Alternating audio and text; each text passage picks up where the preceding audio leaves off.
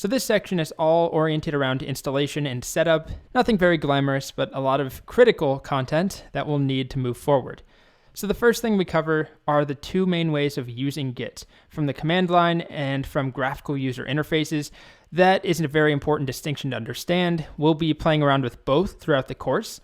And then we focus on installing Git. So I have separate instructions for Mac versus Windows users. That's definitely going to be critical. I marked it as yellow just because it can take a little bit of time if you're on a Windows machine. It's not hard. You just have to change some settings and watch the video. You'll see. We just click a bunch of times and hit next and then hit next and then hit next. But obviously very critical. We also install an application called Gitkraken. It's a GUI for Git. It's free. I guess it's not critical. You don't have to use it if you want to use Git, but I'm going to put it as important/critical because for this course, we'll be using this, but it is not critical to Git itself. Configuring your Git name and email, critical, but also very quick and easy.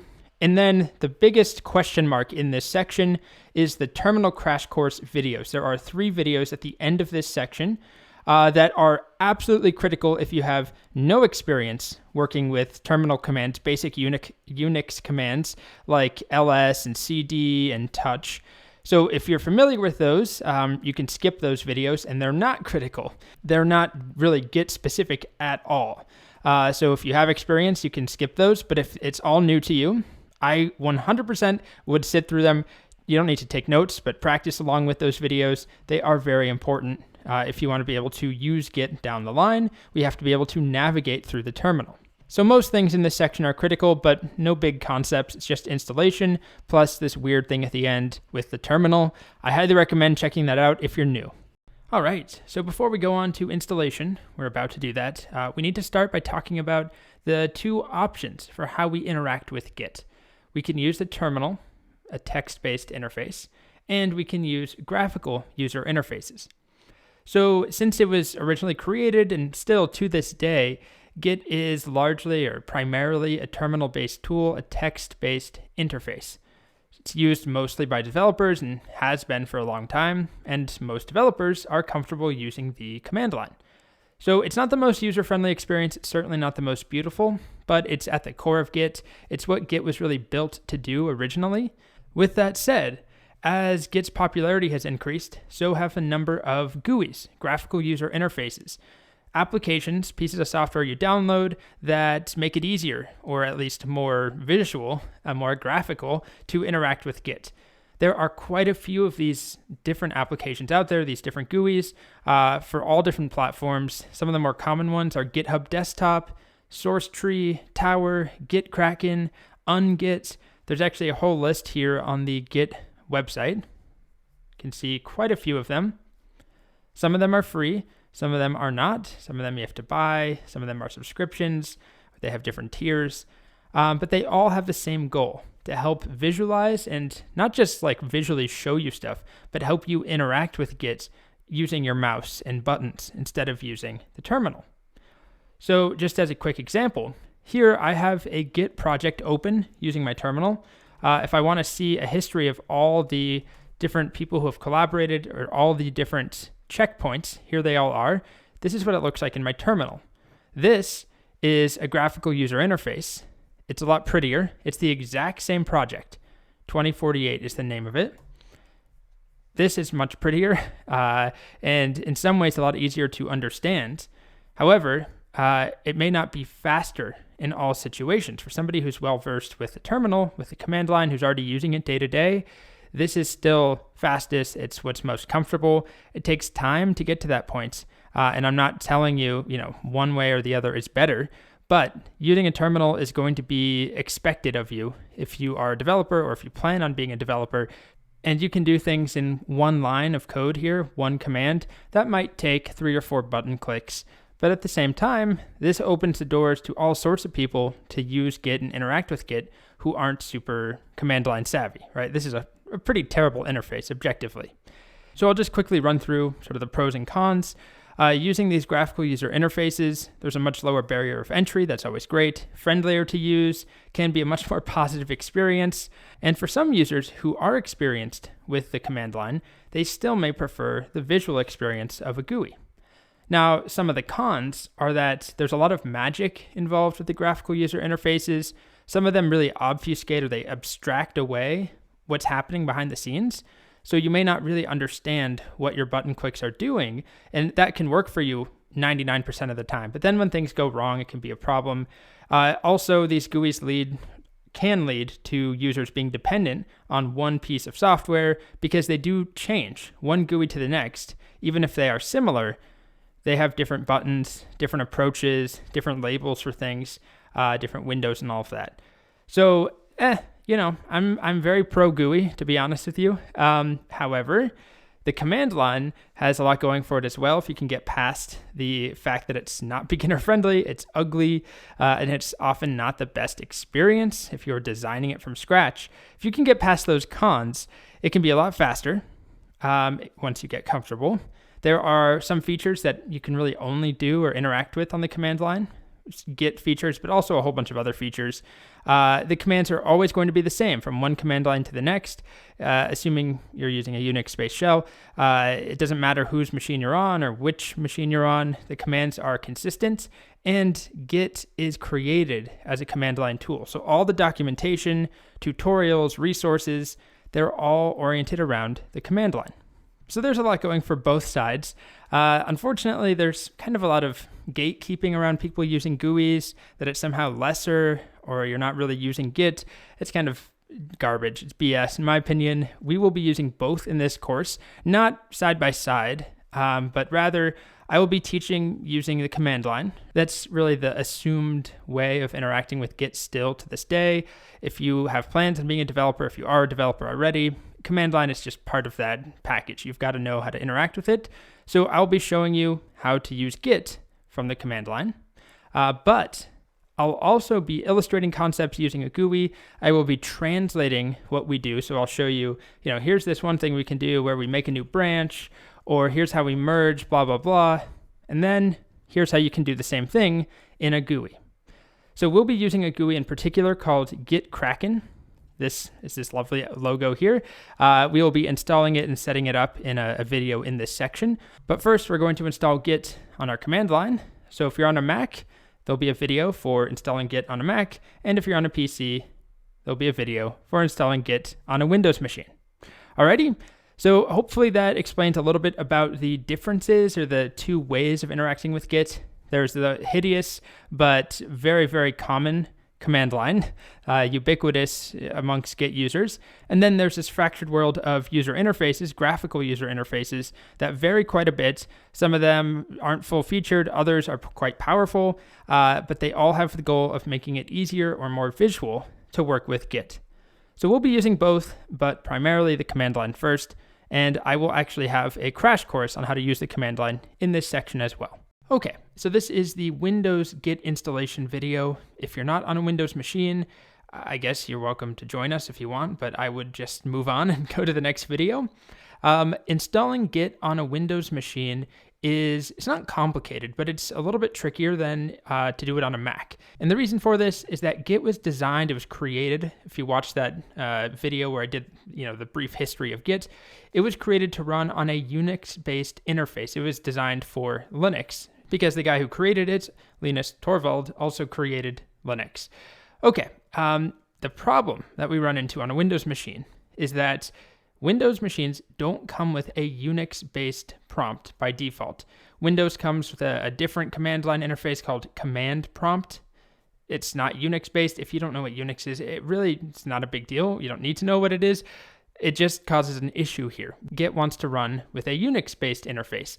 And there's this shell, this thing called bash, that is a default shell for Linux machines and for Macs. So it's a lot easier on those machines. We don't have to go jump through any hoops. On a Windows machine, we have to download something called Git Bash, which we're about to do. And Git Bash is going to emulate a bash, a Unix experience on our Windows machine. And it comes with Git also. So some people actually use Git Bash without even touching the Git portion. They just want the bash portion. Anyway, you'll see, it's not too bad. It's a single package we download, and then it's just a couple of menus and settings that we have to walk through. So that's all we're going to do here. If none of that explanation made sense to you, don't worry. We'll just install it and it should work. But if you're curious, this is kind of the issue at the core of why it's a little trickier on Windows. Git was not designed to run on a Windows machine originally. So there's just an extra hurdle or two. Okay, let's go. All right, so the first thing we need to do is go to the Git homepage, the Git website, and download the Git installer for Windows. So I've included in the resources a link. It's also just git-scm.com. I never remember that. I just Google or Bing Git and then click the link. So I'm going to click download, just the version that it's suggesting for me on my Windows machine. You can see the other options, 62 and 64 bits. But anyway, it looks like it finished. So I'm going to open this up. Alrighty. I'm going to click yes. Do I want to allow it to make changes? And is there a way to make this larger? It does not look like it. So I'll try zooming in post-production to make this a little bit easier for you to see. It's quite small on this large screen.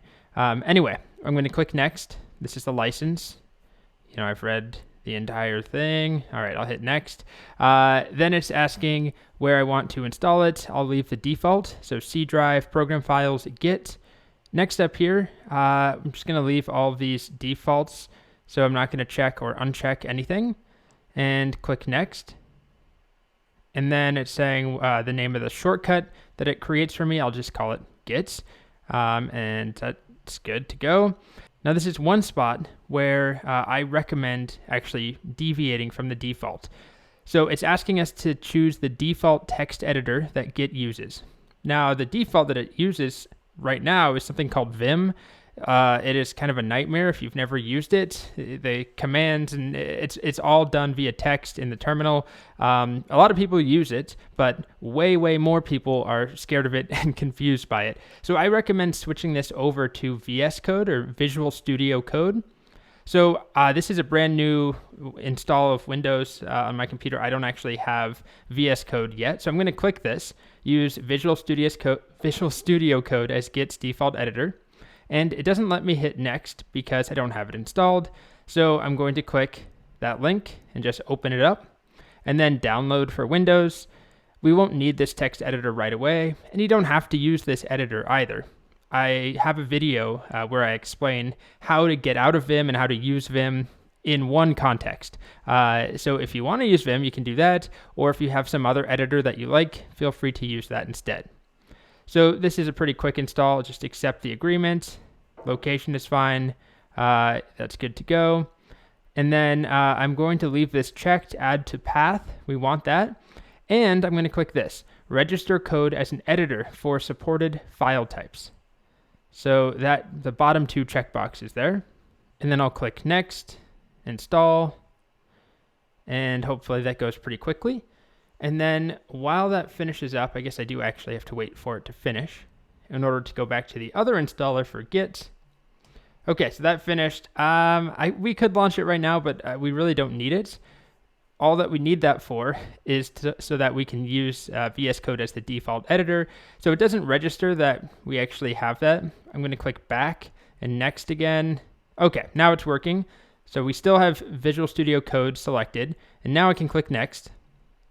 And then here, this is a bigger topic actually that we're not going to go into a whole lot right now, but a bigger topic we discussed throughout the course.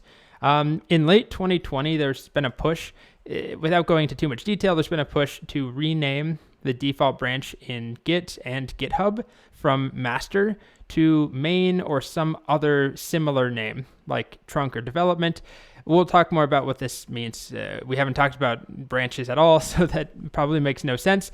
I'm actually going to say let Git decide and keep it as the current default branch name. But later on, I will show you how to change the default branch name. We'll talk about how to work with main instead of master, and we'll cover all of this. So to keep things simple and to keep you sort of in sync with the standard documentation and tutorials you'll see in the world right now, we're going to just let Git decide. All right, and then I'll leave this alone as well. Okay, I'm going to click next again. Leave this as use the OpenSSL library.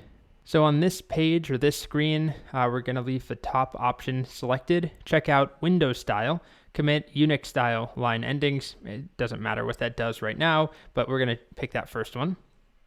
And then we have this screen, which terminal emulator do we want to use? If you want to follow along with me and what I'll be using, throughout the course I'm using a Mac, but on the Windows specific videos, I'll be using this first one, MinTTY. And then we're going to select default, just the default option that's already selected for us. And then, we'll just keep this one selected, Git Credential Manager Core. We'll enable file system caching that's already selected. Okay, we're good to go. And we don't need to enable support for sudo consoles, so we don't need to select that. And then we click install. And we wait for this to finish. And I'll probably fast forward.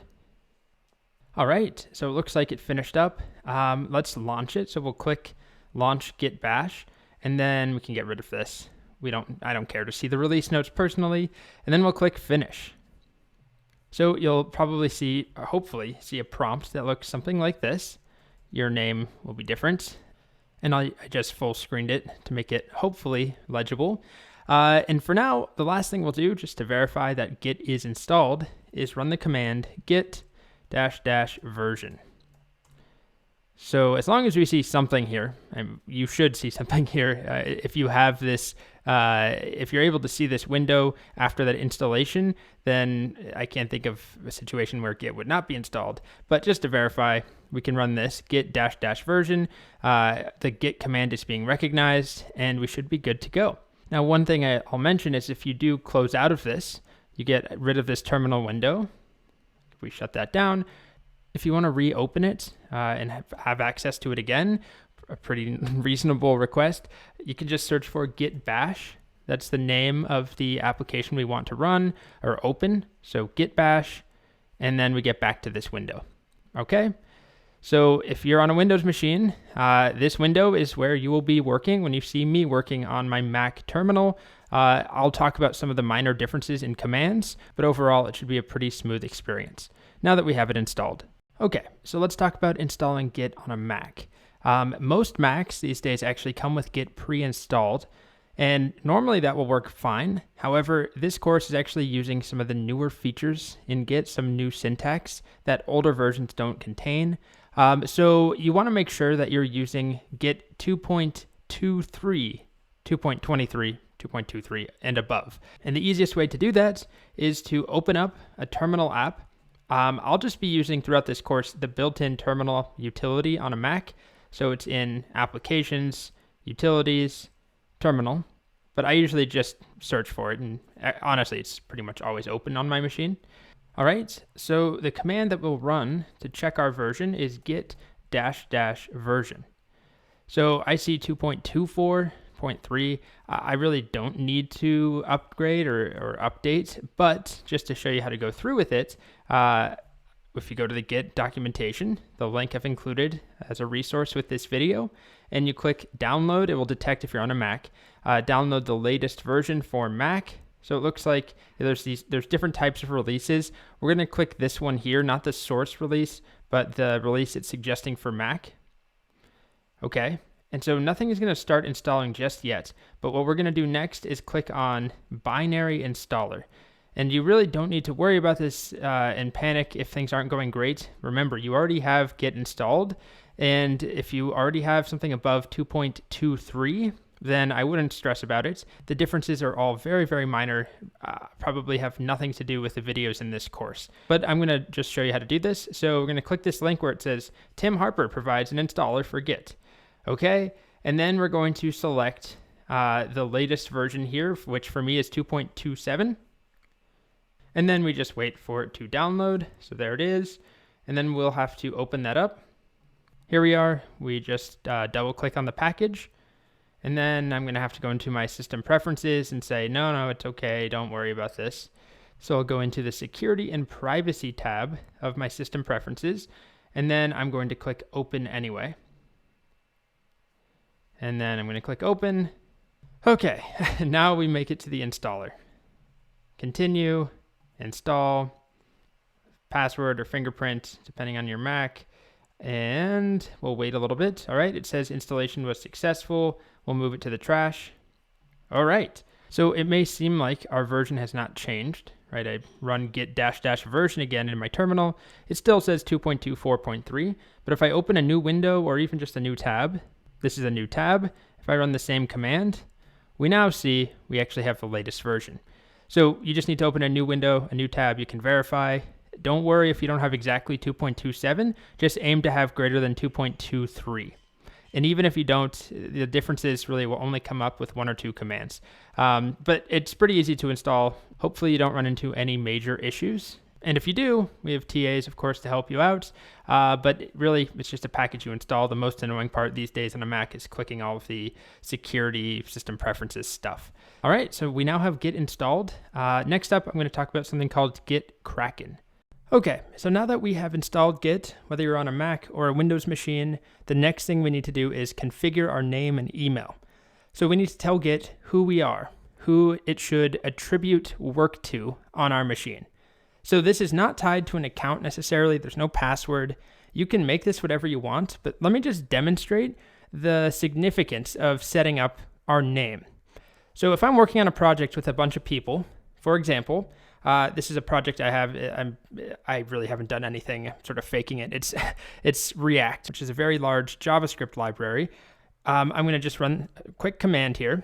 And what you're looking at right now, I'll full screen this, is a log of different work, different checkpoints on this application and who did them. So here's one made by me, Colt Steele. But I can go back and see, here's some other work done by someone named Andrew Clark. And somebody else did some other work. Here's more Andrew Clark. Here's Brian Vaughn. So the point here is that, here's Dan Abramov, pretty famous developer. Anyway, the idea is that Git knows who did what work and who is making these checkpoints and these changes. So we need to configure that. So this does not have to match some account that you have somewhere else. However, I recommend that you use the name that you want to be known by as a developer if you are going to publish your work and put it up on GitHub. You want to use a name that people know you by or that will be consistent. You don't want to be changing this all the time. And then your email, I recommend configuring with the email that you'll set up for your GitHub account. If you haven't done so already, later in the course when we talk about GitHub, we can cross that bridge. And you can always reconfigure these two values. So here's how we do it. The first step, we'll do our name. So all we do is git config and then -- global. That's a way of telling Git to set our username or our user.name to be the same name across every time we use Git, every instance. But you can always change this. So git config -- global user.name, and then in quotes, the name you want Git to know you by. So I can try this right now. I'm not going to configure it. I want to show you, I can actually just check. Do you have a user.name for me already, Git? If I run this command, I'm not setting it, I'm asking. And it says, yep, you're Colt Steele. However, on my Windows side, if I do git config user.name, I haven't configured one, so it shows me nothing. So I'm going to set that now. So git config -- global user.name, and then in quotes, the name I want. So git config -- global user.name, and I'll do Colt Steele. Obviously, you should put your name there. I'm going to hit enter. We don't really see anything happen. But now if I try and retrieve it, that's what this line does. Git, what is user.name? It tells me Colt Steele, and we're good to go. Now we're going to do the same thing for email. So it's the exact same pattern, except user.email, and then provides your email address. So we'll try this. It's the same process. I'll do this on the Windows side, but whatever platform you're on, you want to do this. We'll do git config user.email. Nothing is there. But now I'm going to say git config -- global user.email, and then set it to be, this is not my real email, but colt@gmail.co. Again, not my real email, but I recommend you put an email you have access to, and especially when we sign up for a GitHub account, if you can foresee the email you would use for GitHub, I would use that email now. But we can always change it. It's the exact same line to change it. Okay, so now I can recall the line from earlier. If you don't know how to do this, hit the up arrow. I can scroll through different lines up and down, and I'm just going to verify. Did it set? And it did. Okay, so that's all we needed to do. Those two lines are going to tell Git who we are so that for future work, when we make changes, they are attributed to whatever that user.name and user.email are set to. All right. Okay, so one other tool I recommend you install, definitely not necessary to use Git, but I am going to use it throughout the course to illustrate and to help visualize what's happening at times, is a GUI called Gitkraken. So as I mentioned earlier, there are lots of options for graphical user interfaces, GUIs, for Git. Gitkraken is a great free one that I think looks pretty nice. Here it is in action. So I've already installed it on my Mac. It's a single click to download it, and then there's an installer, so I'll demonstrate that. But I think it looks pretty good. It's just a nice tool to help us visualize, what's happening here, all this history and these weird branches and mergings and stuff we haven't covered at all, of course, that we will soon. And then we can compare and see changes between files. See if I can demonstrate some of that. Anyway, it's just a nice tool. It's free. There is a paid version that includes some other features, but the bulk of what we need, or everything we need, is free. So click on the link in the description, or the resource I've included, gitkraken.com, download for free, and then follow the instructions. So I'm doing this on my Windows side. It's hard to tell maybe, but I'm on Windows. And I'm going to wait for that to finish up. Oh, it did. I'm going to open it. If you're on the Mac or on a Mac, do the same thing, of course. Open the file. Are you opening? Here it is. It's installing. And let's see. We got this cute animation of a squid. Okay. So it does prompt us for an email and a password. This is not tied to Git itself. It's asking you to make a Gitkraken account. Or if you happen to have a GitHub account already, this will be the easiest option.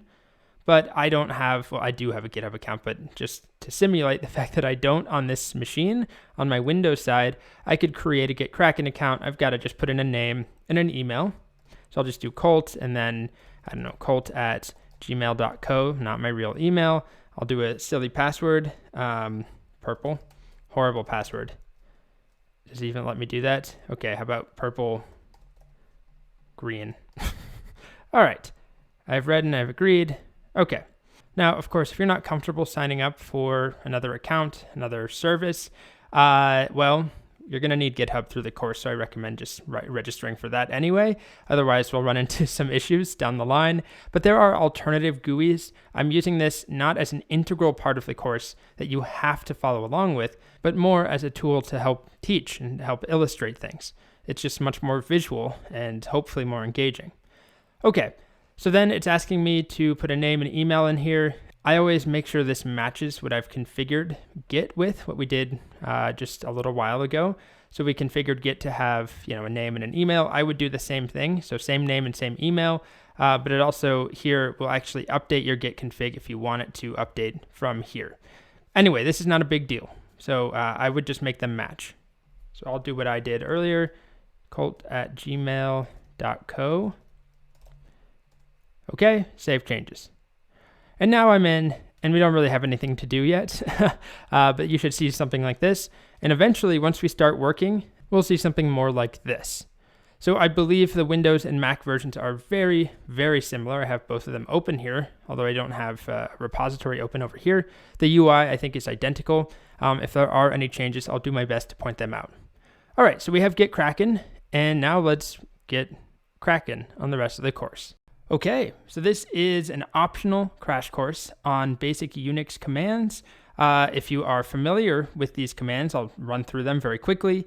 Things like ls and pwd and cd and touch and mkdir, make dir, rm-rf. If you know those commands already, or you're familiar enough with them, then I would just skip the next 3 videos, right? You can always come back to these. They have nothing to do with Git on their own, but they play a very important role. And if you are not familiar with them, if you're new to the terminal, 100% stick it out through these videos. I know it's not the most exciting thing on earth, but let's be honest, neither is Git. It's very important, but it's not the sexiest topic. So the reason this all matters is that I'll be teaching Git primarily from the command line. So I'll be doing things like, just as an example, everyone, I'm going to move into this folder here. And to do that, I would use the cd command, which we have not yet discussed. And then in here, I'd like to make a new file called, my app.js file. And then we'll run some git command in here, do some git stuff. Again, haven't talked about any of this, but I'll do things like that. And then we'll run another command, and then we'll back out. The point is that we'll be navigating through the terminal, moving to different locations, different folders, manipulating files, making changes, deleting, creating things, and then interacting with Git from here. We'll run commands that are specific to Git and the folder that we're in. So if you are comfortable with those basic commands I've already laid out, skip the next few videos. If you're not familiar, don't freak out. This is stuff that it's easy, but it takes a bit of time for it to really stick. The hardest part is remembering the commands. So I recommend you just put some sticky notes up or a cheat sheet just to come back to these commands. No one's expecting you to know them by heart after 3 videos. It takes a while for my bootcamp students, in person at least, to start working with these commands like they're second nature. Because they're not. It's kind of a horrible interface. But you force yourself to use it and you'll get comfortable. Last thing I'll say is if you're on a Mac, I'll be using the Terminal app. And if you're using a Windows machine, as we installed Git, we set up Git Bash. So my screen will look like this on the Windows side. Either one, right? The commands are 99.9% identical. So if you see me do a command like ls on the Windows side or on the Mac side, they both are going to do the same thing. All right, so let's get started. Remember, completely optional, but I highly recommend sticking it out through these videos. If you don't know the terminal commands, if you don't know the basic Unix commands that I quickly ran through, cd, touch, make directory, rm, ls, pwd, those are going to be pretty important for the rest of the course so that we can work with Git. All right, I'll shut up. Let's get started. All right, so in this video, I'm going to run through some of the essential terminal commands for navigation, for moving around on your machine. We need this in order to work with Git. If you already know these commands, things like ls and pwd and cd, if you know those commands, feel free to skip this, of course. But if you don't, I'm going to run through this quickly, but also I recommend you take some time to practice and just keep a reference or a cheat sheet up that you can look back at, because I'll be using a lot of these commands throughout the course, but nothing super difficult, I promise. The hardest part is just remembering them. Okay, so I've got my Mac window here. I've got my terminal open, just the Terminal app on Mac. So if you're following along with a Mac, you'll look at this screen, and then occasionally when there is a small deviation or difference on a Windows machine, here is my Windows terminal. This is the bash or git bash shell that I've opened up. So if you installed that on a Windows machine, it will look something like this. So the first command we'll talk about is called ls. It is short for list the contents of a folder or of the current directory. So if you type ls into your terminal and you hit enter, wherever you currently are, and we haven't learned how to move yet, so we'll talk about where we currently are. Wherever that location is, we will see the contents printed out. So in this case, I'm in a folder that contains some JavaScript files, a HTML file, a CSS file, a Llamas Python file, a folder called secret. That is what's printed out, at least in this slide. So if I try it over here, this is a brand new terminal window. I just made a new tab. I haven't moved. I haven't talked about moving. Where am I? Well, I'm at a location called the home directory, and it's abbreviated, or it's symbolized by this tilde character. You can find that above a tab key on most keyboards. Anyway, my home directory contains a lot of things. If I hit ls, you won't see all of these. Some of them are standard on a Mac, like applications, desktop, documents, downloads, public, pictures. Some of them are my folders I've made, like, Git demo and Git stuff.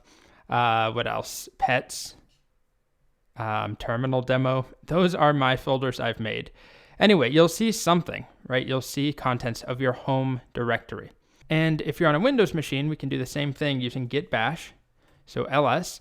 Now I see different things because there are different files and folders on a Windows machine, but I'm in the same location on this Windows machine, tilde, that is my home directory. All right, so we can't move right now. We're just simply looking at files and folders in one location, and I'm going to show you a command that I don't have a slide for. On a Mac, the command is open. If we type open dot, it's actually going to open up in Finder on a Mac. The file explorer is called Finder, the same directory where I currently am. So this is my home directory. And if you've never used a terminal, you're probably familiar with this sort of navigation, right? If I want to look at, my courses folder, I double click. If I want to go back, I click the back arrow. That's kind of the basic navigation without the terminal. Now, if I'm on a Windows machine, the open command actually does not work. It tells me command not found. But instead, I can do start dot. This is really the one major difference I can think of so far. And then this opens up the Windows equivalent of Finder. I think it's called File. Is it File Explorer? I'm not much of a Windows user. Anyway, probably shouldn't admit that. You can see the folders and files that are listed here. So we've got pictures as an example. And if I do start dot, I can see, all right, here's the pictures folder. We have videos. There's a videos folder there. So all of those things that we see represented here are also here. It's just two different ways of interacting or viewing the contents of this folder. All right, so that's ls on its own, just ls, nothing afterwards. You hit enter, and it shows us what is in the current directory. But I can also use ls on a folder. So I could say, what's inside this pets folder? And all I need to do is reference the path. So the name, in this case, is pets, so ls pets. And that's what's inside that pets folder. And I can actually open that folder too if I just do open pets. And it opened on my other screen. Let me drag this up. There we are. You can see those contents, cats, chickens, hamsters, and so on. All right, I'll do that on a Windows machine as well. Let's say I want to know what is inside of this git course directory.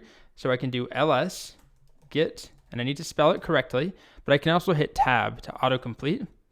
And it looks like it's an empty directory. Well, that's my fault for picking that one. Let's try another one. How about what is in git stuff? I don't know. I don't remember making that, but we'll try ls git stuff. Okay, there's one folder called demo. Not very exciting, but hopefully you get the idea here. We can use ls with nothing afterwards. Also, there's a command called clear. I'll just show because I'll be using this. It kind of annoys me when I have a lot of stuff in my terminal. So that goes away. So that has nothing to do with navigation. So as I was saying, ls on its own will list the contents of our current directory. ls followed by the name of a directory. Like I could do pets, as I've shown you. I see the files in pets. It's a bunch of folders actually. And if I wanted to look at, let's say, the goats directory, or how about the cats directory? I can't do ls cats because there is no cats directory where I currently am. Remember, this is what I see, right? I currently am viewing, or I'm inside this home directory. That's what I see when I type ls. I have to type out the path to access cats. It's inside of pets. So it's actually this, ls pets/cats. And there we are. It's one of my cats. Her name is Blue Steel. And that's all I'll show you with ls. We can reference these paths where we chain things together. Anyway, the next command I'll show you is pretty simple. It's called pwd for print working directory. And what this will do, it's very simple. It just prints out your current location. It prints out the path to where you currently are. So we haven't been able to move, right? We haven't changed locations yet. We've been able to peek into other folders with ls, but pwd is, if I just type it like that, it's going to give me the exact location where I am right now. So the home directory here is just short. That little tilde is a short way of referencing this location. My user on here is called Colt Steel. That is where I currently am.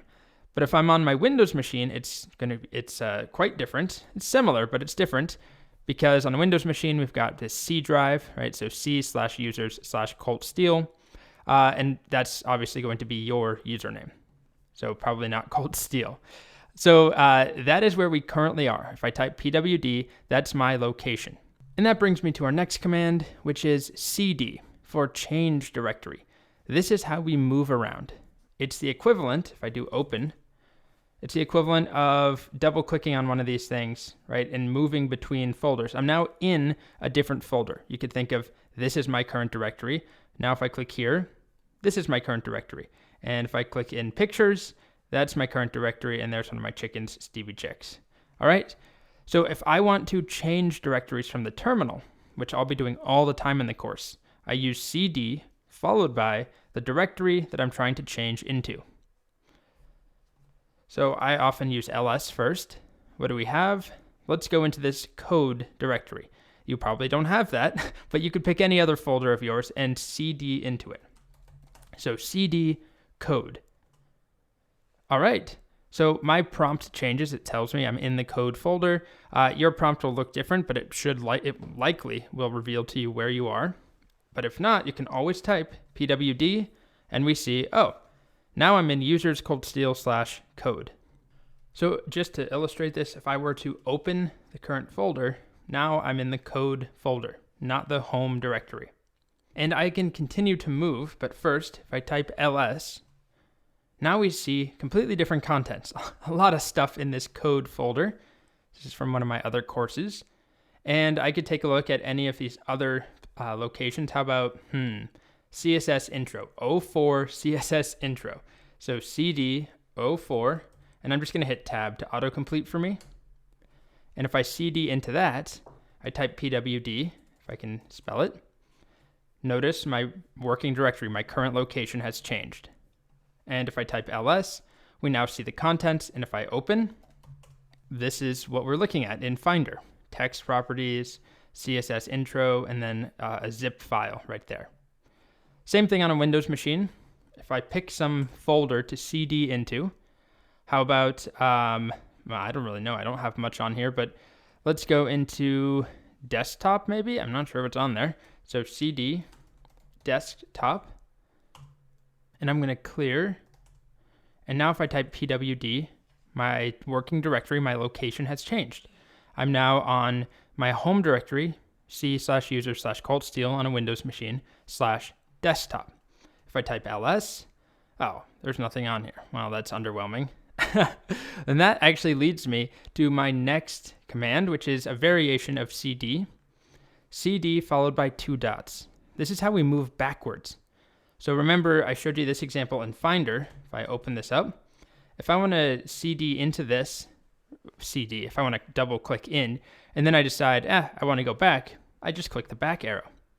But using cd, what we actually can do is cd ... And this will take us back one level, one folder. So we back up. So currently, I'm in this CSS intro folder. This is what's inside of it. If I do cd ... and I type pwd, this is where I am now. That's where I was before. I'm now one level back right here. And I could do it again, cd ... First, let me just show you the contents, all that stuff. cd ... Now I'm back in my home directory. So same thing over here. I'm in the desktop, or I'm on the desktop. There's nothing to look at. It's empty. cd ... And now I'm in my home directory. So that's the very basics of navigation. We'll get more practice in the next video as we talk more about some other commands like making folders and files and deleting folders and files. Along with those commands, we still need to use cd, pwd, and ls all the time. So you'll get practice if you're new to this, but also keep in mind, you're not going to just memorize it and become a terminal genius overnight. It takes time and it feels a little bit clunky when you're starting out. You don't need to feel like an expert before you move on to learn Git. Just make a cheat sheet, some sticky notes to remind yourself of the 5 or 6 commands that we cover, and stick them on your computer and just look at that if needed. Anyway, that's the basics of navigation. We covered ls for list, pwd for print working directory, and cd for change directory. cd ... backs out one folder. And the other thing we did was open. Open ... will open a folder, the current folder that we're looking at. And on a Windows machine, it's start ... Okay. All right. So the next group of commands I'm going to show you have to do with file and folder creation, as well as deletion or destruction. So we've seen how to navigate around, but another really important piece is being able to make new files. So normally the way we would make a new file without the terminal would probably involve opening up some application, like I use VS Code. I have it open, Visual Studio Code, and then I could go File, New, or just Command N, and then start making a file, whatever type of file this is. Let's say it's a JavaScript file. I can put some JavaScript in it. Hello. It doesn't matter if you don't know JavaScript. And then I can save this file, and then I pick a destination, right? And I give it a name like app.js with a .js extension, and then I select somewhere for that to go. That's the typical workflow for creating a new file. If you're not doing it from a text editor or from some, whatever, Excel or Photoshop or something, you open an application and you create a file in the application. But instead, we can use a command called touch. Touch, Touch. It doesn't actually stand for anything like the other commands where we have, cd is change directory. Touch is just touch. It has a secondary use we're not really going to go into, where you can touch a file that already exists and you're simply updating the modified time. It really doesn't matter for now. If it helps, just think of it as a very weird name because it is very odd. If I were designing it, there'd be a command called, create or make or something. Anyway, so all that we need to do is run touch and then a space and then a file name or multiple that we want to create.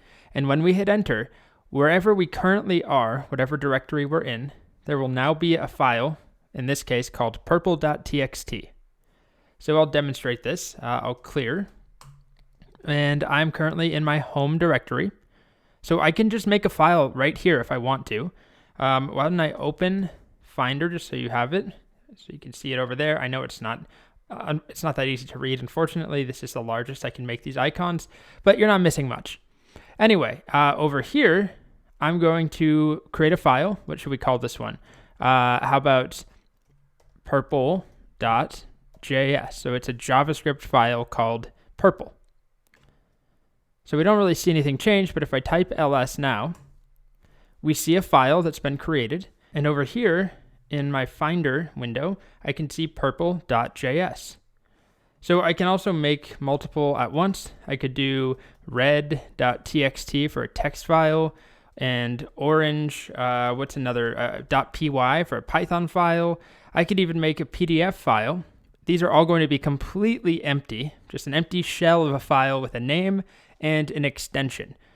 So why don't I do yellow.pdf? That just made me 3 files in one go. Red, orange, and yellow. I can see them here if I run ls, or I can see them over here by inspecting them with my eyes, I guess. Navigating, I can see them purple, orange, red, and yellow.pdf. It is a true PDF file. My Mac is displaying the PDF icon. I can do the same thing, of course, over here on my Windows side. Let's see, we're just, ls. We're in the home directory. So I could make a file here. Let me clear this. Touch, how about magenta.txt? If I type ls, that will show up right there. And if I go to the File Explorer, start, here it is, magenta. And it's a totally empty file, and I can open it from here. Select what to open it with, sure, Notepad, and then I can start working on it. But I don't have anything to work on, so I'm just gonna ignore that. Okay, so that's the basic concept of touch. The next thing I wanna show you is how we can make new folders. So touch is how we make new files. We can make as many as we want in a single go. Just separate the names by spaces, specify an extension, and those files will be created in your current directory.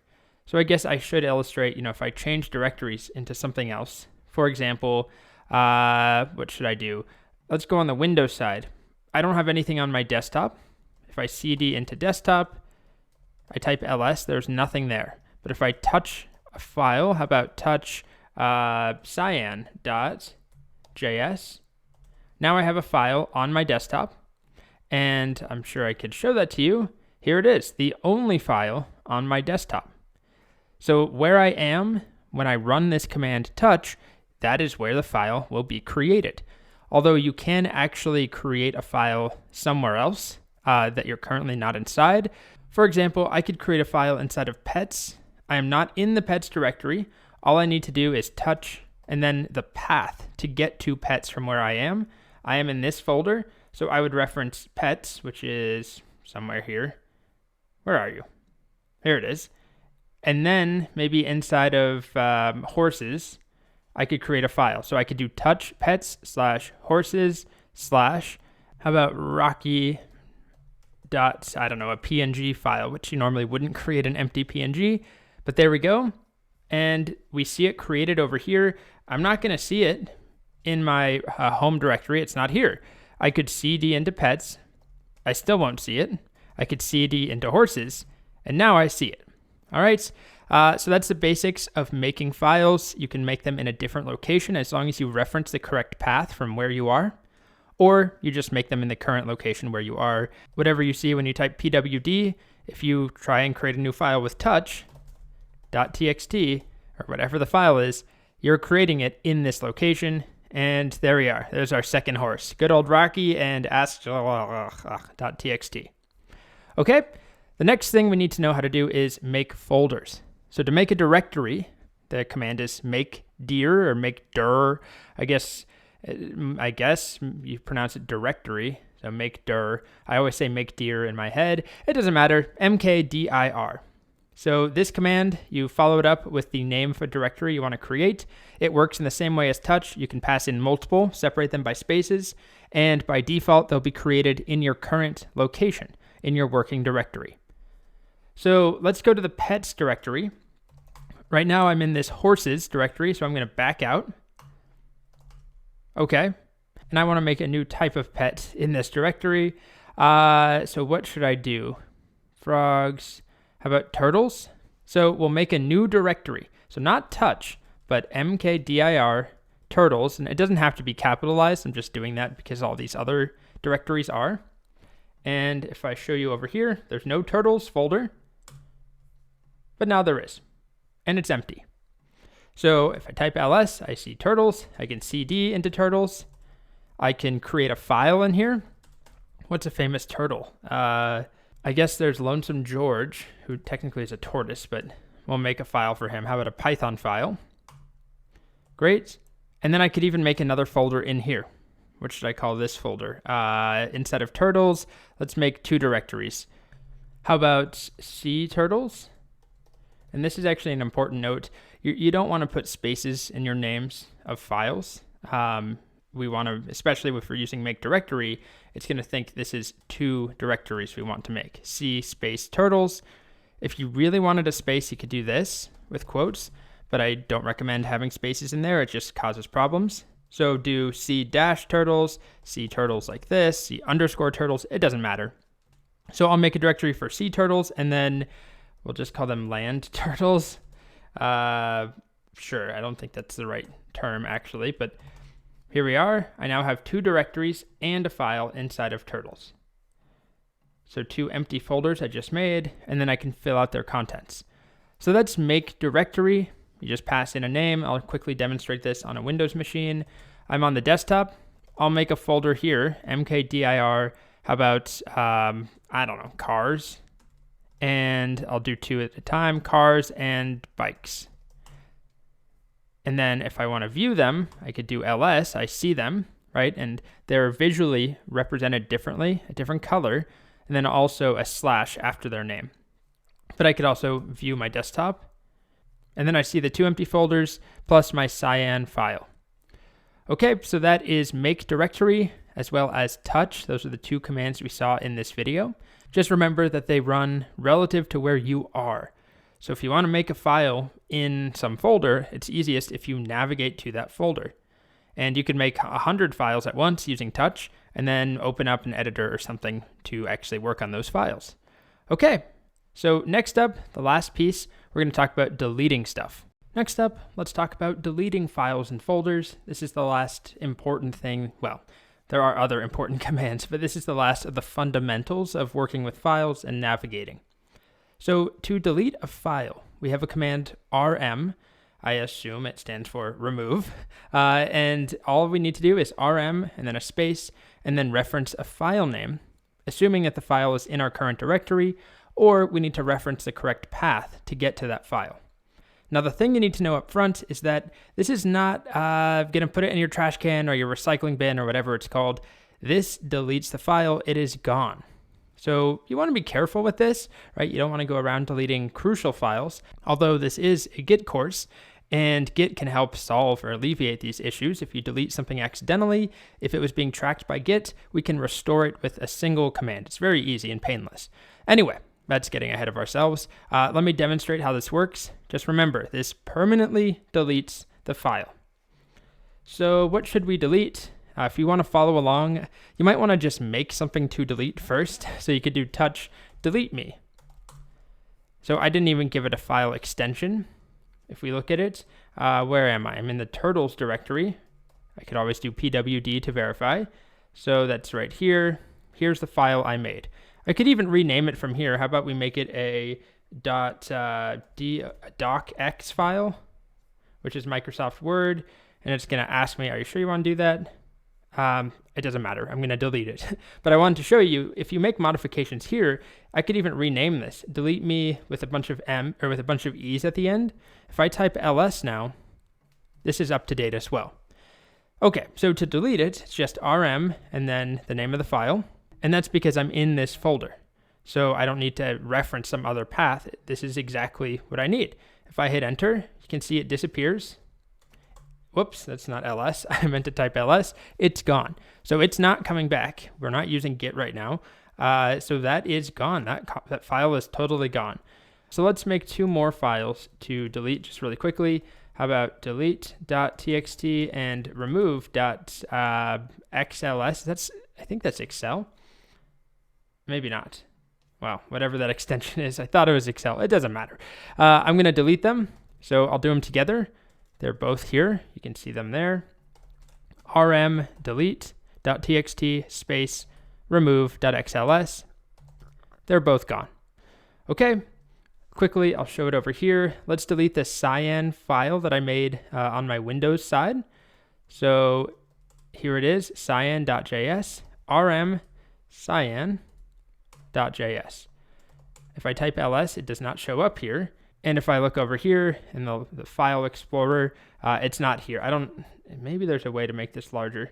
There we go. Well, still, it's not here. Okay, so the next thing I want to talk about is deleting folders. If I want to delete this folder, land turtles, right there, I cannot use the rm command as it stands. Land turtles like that. It says, nope, land turtles is a directory, rm deletes files, or at least rm the way we used it. So we actually have a variation of rm in order to delete a folder or a directory, rm-rf. We haven't talked about flags. This is, just a crash course on the basic terminal navigation, the essential commands you need to know. But all of the commands we've used actually accept a bunch of options that modify how they behave. So as a quick example, ls actually has a couple of other variations. One is ls-a, which is going to show me hidden files.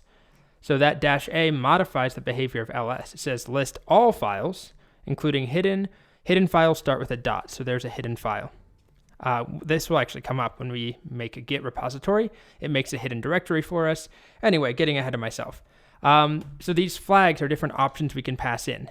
And there are two we will use on rm if we want to delete a directory. R and F. We don't need to go too much into what they mean. They stand for recursive, that's the R, and force is the F. Basically, this is how we delete a folder. But you want to be careful with this, because just like with deleting a file from the command line or from the terminal, it's gone.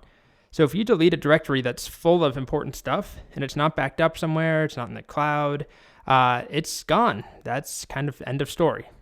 So let's say I want to delete the entire turtles directory. Why don't I start by deleting land turtles? I didn't mean to type this, by the way. So I want to delete land turtles. Again, rm land turtles does not work, but rm-rf land turtles will. It's gone. There's no land turtles here. But that was an empty directory. If I try and delete turtles, which itself has, it doesn't have a lot, but turtles has cturtles, a folder, and george.py, a file. I'm now in the directory above it. I'm in pets. So I'm going to try deleting it. So I'll clear. By the way, on a Mac, that shortcut, if I have a bunch of stuff, to clear is Command K. Anyway, I'm in the pets directory, and if I want to delete turtles, rm-rf turtles. So you'll see it over here. There it is. And there it goes. It's gone. And that's it. I can't navigate into turtles. It doesn't exist. No such file or directory. But remember, I need the -rf to do that if it's a folder. If it's just a file, I just do rm. And either way, those are gone. They're gone for good. So be careful. Don't go around running this command on very important files and folders. Just always take a moment to think about what you're doing because you don't have that intermediate step of dragging something to the trash. But not much of this course really relies on deleting stuff, to be honest. It's mostly creating things and tracking those things with Git and changing those files. So it's not like we're going around deleting a bunch of stuff. I just figured you should know about those commands because they will come up every so often. All right, so that's rm and rm-rf. They're both the same command, just a variation to delete folders.